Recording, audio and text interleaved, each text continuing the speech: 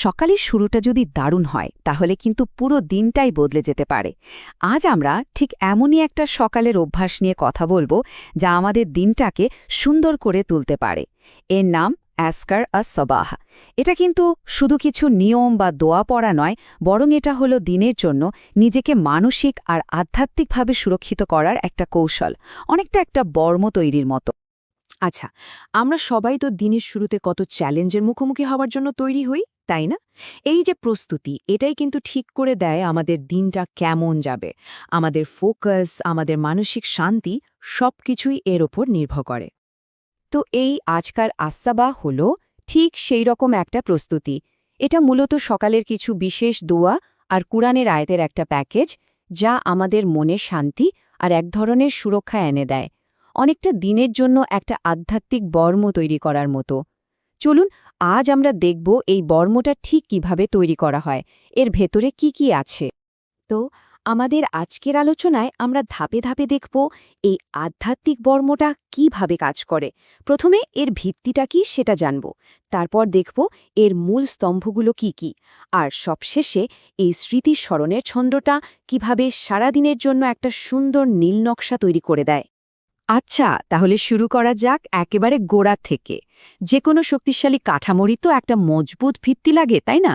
এই আধ্যাত্মিক বর্মের ভিত্তিটা হলো পবিত্র কোরআন। এর আসল শক্তিটা আসে কোরআনেরই কিছু অসাধারণ আয়াত থেকে। আর এই ভিত্তির একেবারে কেন্দ্রে আছে আয়াতুল কুরসি।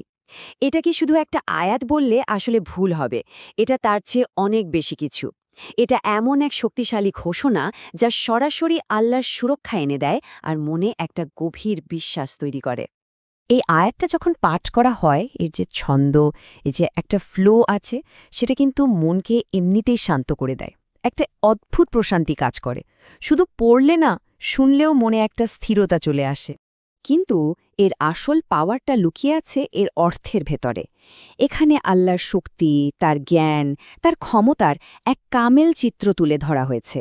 যখন আমরা এটা পড়ি আর মনে রাখি যে এই মহাবিশ্বে সবকিছুই তার নিয়ন্ত্রণে আছে, তখন কিন্তু আমাদের দুশ্চিন্তা, আমাদের মানসিক চাপ এমনিতেই কমে যায়, তাই না? আয়াতুল কুরসি তো গেল একটা অংশ। এর সাথে এই বর্মকে আরও মজবুত করে কোরআনের শেষ ৩টা সূরা। এই ৩টাকে একসাথে বলা হয় সুরাক্ষার সূরা, মানে আশ্রয় প্রার্থনার সূরা। ভাবা যায় কতটা শক্তিশালী একটা কম্বিনেশন। ব্যাপারটা অনেকটা এরকম। সূরা ইখলাস আমাদের বিশ্বাসের ভিতটাকে একদম পাকা করে দেয়। তারপর সূরা ফালাক আমাদের বাইরের বিপদাপদ, মানে অন্ধকার, হিংসা বা যে কোনো ক্ষতি থেকে বাঁচায়। আর সূরা নাস কাজ করে আমাদের ভেতরের জগতের ওপর, মানে শয়তানের ওয়াসওয়াসা বা মনের ভেতরের খারাপ চিন্তা থেকে আমাদের রক্ষা করে। সোজা কথায় এটা একটা কমপ্লিট 360 ডিগ্রি প্রোটেকশন সিস্টেম, ভেতর এবং বাইরে দুই দিক থেকে। তো আমাদের বর্মের ভিত্তি তো তৈরি, এবার এর উপর পিলার বা স্তম্ভগুলো বসানোর পালা, তাই না? এই স্তম্ভগুলো হলো কিছু বিশেষ দোয়া যা আমাদের এই আধ্যাত্মিক বর্মটাকে আরও কয়েকগুণ শক্তিশালী করে তোলে। প্রথম পিলারটা হলো নিজের বিশ্বাস আর আত্মসমর্পণকে আবার নতুন করে স্বীকার করে নেওয়া।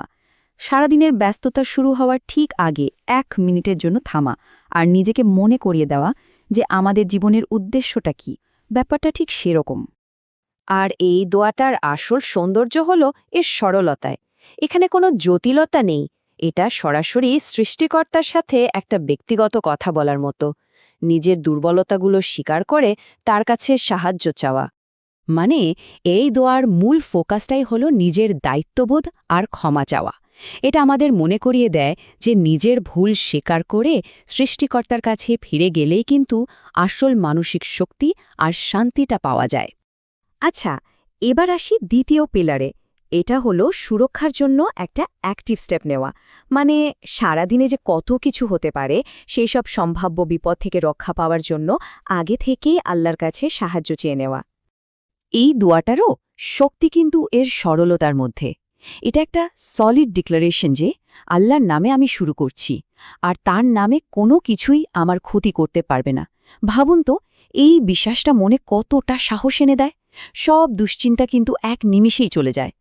এবার ৩ নম্বর পিলার, আর এটা ব্যক্তিগতভাবে খুবই পছন্দের একটা বিষয়, কৃতজ্ঞতা বা গ্র্যাটিটিউড। সারাদিন তো আমরা কত কিছুই চাই, তাই না?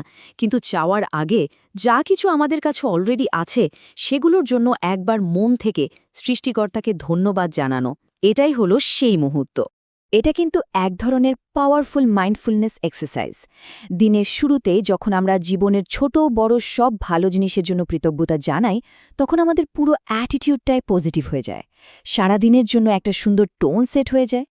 তা আমরা ভিত্তি দেখলাম, পিলারগুলোও দেখলাম। এখন এমন একটা জিনিসে আসব যা এই পুরো ব্যাপারটাকে একসাথে গেঁথে রাখে, আর সেটা হলো জিকির, মানে আল্লাহকে স্মরণ করা। আর এখানেই রিপিটেশন বা পুনরাবৃত্তির আসল শক্তিটা বোঝা যায়। এই যে 10 সংখ্যাটা দেখছেন, এটা একটা বিশেষ জিকিরের প্রতীক।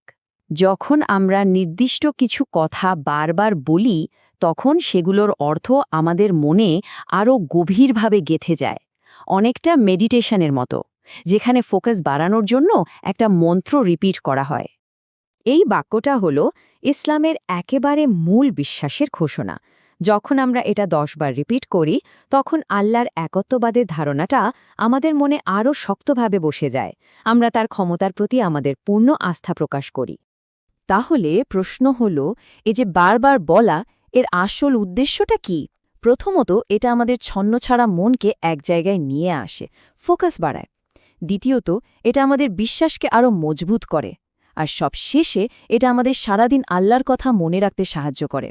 এক কথায়, এটা এক ধরনের স্পিরিচুয়াল মাইন্ডফুলনেস।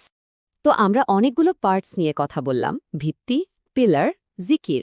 এবার চলুন দেখি এই সব টুকরো টুকরো অংশগুলো একসাথে মিলে কিভাবে সারাদিনের জন্য একটা পারফেক্ট স্পিরিচুয়াল ব্লুপ্রিন্ট বা নীল নকশা তৈরি করে। একদম সহজ করে বললে, কোরআন আমাদের একটা সলিড ভিত্তি দেয়। দোয়াগুলো আল্লাহর সাথে আমাদের কানেকশন তৈরি করে দেয়। আর জিকির আমাদের মনে শান্তি আর সচেতনতা এনে দেয়। এই 3টে জিনিস যখন একসাথে কাজ করে, তখন আমাদের পুরো দিনটাই আধ্যাত্মিকভাবে সুরক্ষিত আর মিনিংফুল হয়ে ওঠে। তাহলে পুরো আলোচনা শেষে একটা ছোট্ট প্রশ্ন রেখে যাই। এমন কোনো একটা চিন্তা বা ইন্টেনশন কি আছে যা আমাদের সকালের সময়টাকে আরও একটু বেশি শান্তিময়, আরও একটু বেশি অর্থবহ করে তুলতে পারে?